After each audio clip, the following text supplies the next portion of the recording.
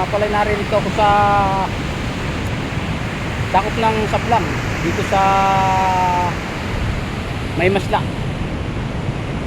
Galing ako ng Kanaway. Malaki ngayon ng alon. Ito, malaki. Nakulimlim panahon.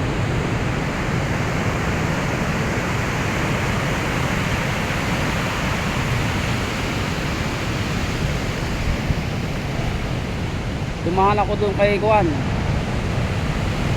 kay Tabong Matindi.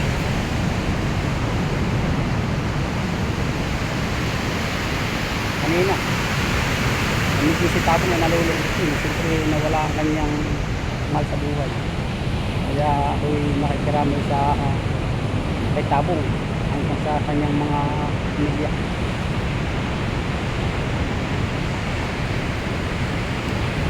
Punta na rin ako ng Ipanta.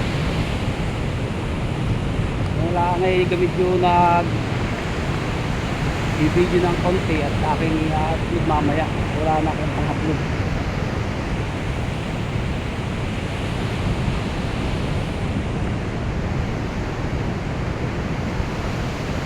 So, kitang ang kuwan, tulaog, dulo. Ang tulaog.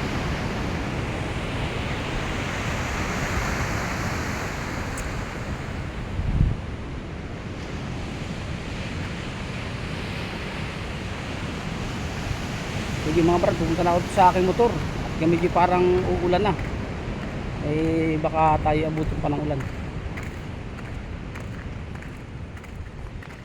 Sige brad, hanggang dito na lang.